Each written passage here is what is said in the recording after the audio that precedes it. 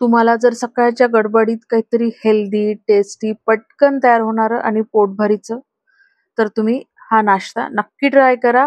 अगदी प्रिपरेशन पासून ते तयार होईपर्यंत 10 ते 12 मिनिट लागतात आणि खायला तेवढाच रुचकर हा नाश्ता तयार होतो. 4 जणांसाठी अगदी पोटभरीचा हा नाश्ता आहे. इव्हन तुम्ही हा टिफिनमध्ये पण देऊ शकता. म्हणजे अगदी टिफिनमध्ये सुद्धा हा तसाच मऊ राहतो जसा तुम्ही घरी बनवला. हा नाश्ता बनवताना आवश्यक आहे ते पाण्याचं प्रमाण. तर आपण इथे इतकं परफेक्ट पाण्याचं प्रमाण सांगितलंय, त्याच्यामुळे तुमचा जो नाश्ता आहे छान मऊ तर बनतो, पण मस्त मोकळा-मोकळा सुद्धा तयार होतो. आणि ह्या शेवया इतक्या स्वादिष्ट बनतात ना, मुलं सुद्धा आवडीने खातील. नमस्कार, Sushma healthy wealthy recipes and salad मध्ये सर्वांचे खूप खूप स्वागत. आणि आज आपण घरी तयार केलेल्या शेवयाची रेसिपी बघतो आहे. म्हणजे फोडणीच्या शेवया तयार करतो. त्याला तुम्ही उपमा पण म्हणू शकता. आता तुम्ही म्हणाल फोडणीच्या शेवया अगदी सोप्या तर आहे. हो, अगदी सोपी रेसिपी आहे, पण ही रेसिपी त्यांच्यासाठी आहे की ज्यांना नाही करायला जमत. तर काय आहे ना, बरेचदा काय होतं फोडणीच्या शेवयामध्ये एक तर पाणी जास्त होतं, त्याच्यामुळे त्या पचपच होतात, किंवा कधी कधी पाणी कमी होतं, त्याच्यामुळे त्या थोड्या वेळ जरी राहिल्या तरी कडक येतात. तर आज आपल्या ज्या शेवया आहेत, त्या अगदी परफेक्ट आहे. म्हणजे पाण्याचं प्रमाण इतकं परफेक्ट सांगितलेलं आहे की तुमच्या शेवया अगदी मऊ होतात आणि खायला एक नंबर लागतात. आपण पटकन रेसिपी बघूया. पण त्याआधी जर तुम्ही माझ्या चॅनलवरती नवीन असाल किंवा अजूनही माझं चॅनल सबस्क्राईब केलं नसेल तर प्लीज चॅनलला सबस्क्राईब करा. रेसिपी आवडली तर जास्तीत जास्त लाईक करा, शेअर करा. तसेच बेल आयकॉनला पण क्लिक करा, जेणेकरून माझ्या नवीन व्हिडिओचे नोटिफिकेशन पहिल्यांदा तुम्हाला येतील. रेसिपीला एक लाईक नक्की द्या आणि चला पटकन रेसिपी बघूया. इथे मी फोडणीच्या शेवया किंवा शेवयाचा उपमा तयार करून घेण्यासाठी ह्या घरी तयार केलेल्या शेवया तुम्ही बघू शकता.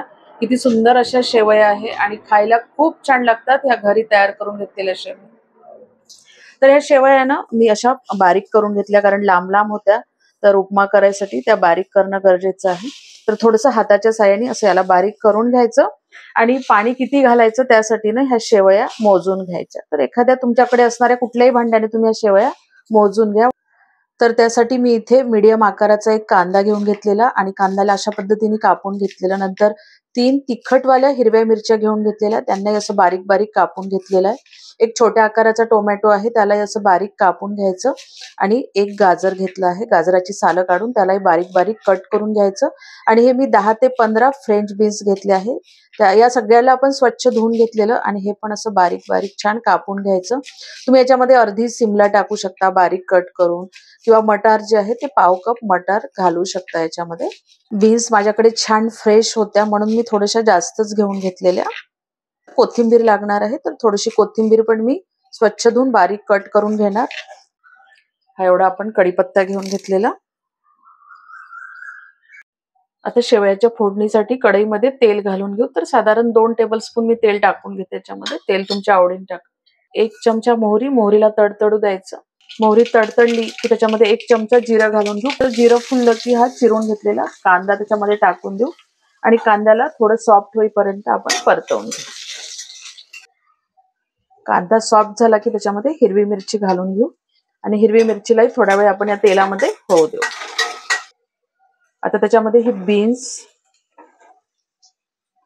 आणि गाजर घालून घेऊ, कारण याला थोडं सॉफ्ट व्हायला वेळ लागते म्हणून हे पहिले घालून घ्यायचं. आणि हे गाजर आणि बीन्स एखादा मिनिट आपण या तेलामध्ये परतवून घेऊ. त्यानंतर कढीपत्त्याची पानं, थोडीशी कोथिंबीर घालून घेऊ. थोडी राहू द्यायची गार्निशिंग साठी. असं फोडणीला घातली ना तर खूप छान टेस्ट येते. आणि हे कापून घेतलेले टोमॅटो, अर्धा चमचा हळद आणि चवीनुसार मीठ. इथे मी मीठ 1 आणि पाव चमचा घालून घेतलेलं. ते आपल्याला टोमॅटो सॉफ्ट वगैरे नाही होऊ द्यायचे, फक्त अर्धा मिनिट परतवून घेऊ आपण. आता ह्या बारीक करून घेतलेल्या शेवया त्याच्यामध्ये घालून घेऊ आणि या शेवयांना आपण थोडा वेळ या फोडणीमध्ये परतवून घेऊ. अर्धा मिनिट वगैरे परतवून घेऊ. आणि तिकडे मी दुसऱ्या गॅसवरती ना गरम पाणी ठेवलेलं आहे. या शेवयामध्ये गरम पाणी घालायचं, म्हणजे शेवया चांगल्या फुलतात. तर हे जे शेवया आहे ना मी एका वाटीने मोजून घेतल्या होत्या. तर ह्या 2 वाटी होत्या, तर त्या 2च वाटी मी पाणी घेऊन घेतलेलं. कारण घरच्या शेवया असतात ना तर त्याला पाणी थोडंसं कमी लागतं. तर थोडं जास्त ठेवून घ्यायचं आणि मग लागलं तेवढं आपण घालू शकतो. आता त्याच्यामध्ये गरम पाणी घालून घेऊ. तर हळूहळू घालायचं गरम पाणी, शेवयाच्या थोडंसं वरती येऊ द्यायचं. सो इथे मी 2 वाट्या पाणी घालून घेतलं, जेवढ्या वाटी आपल्या शेवया होत्या. एकदा मिक्स करून घेऊया. आणि शेवया अशा छान खदखदायला लागल्या की त्याच्यावरती झाकण ठेवून द्यायचं आणि गॅसची जी फ्लेम आहे ती एकदम स्लोवर करून द्यायची आणि आपण याला 5 मिनिटात ह्या शेवया तयार होतील. 5 मिनिट आपण शिजू देऊ. इथे मी गॅस बंद करून देते. आपल्या शेवया तयार आहे आणि एखाद्या मिनिटाने मी बघते याला आणि बघूया आपल्या शेवया.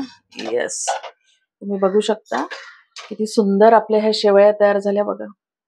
म्हणजे अगदी पाण्याचं प्रमाण इतकं परफेक्ट आहे आणि आपल्या शेवया परफेक्ट अशा शिजलेल्या आहे बघा. चला गरमागरम आपण सर्व करूया.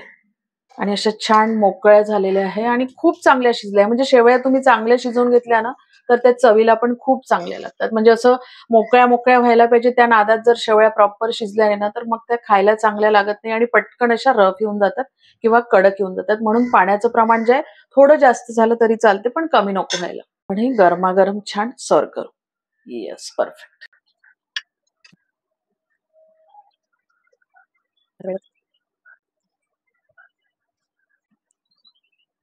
आणि अशा पद्धतीने तयार केलेल्या शेवयानं मुलं सुद्धा खूप आवडीने खातात. नेहमीप्रमाणे रेसिपी आवडली तर लाईक, शेअर करायला विसरू नका.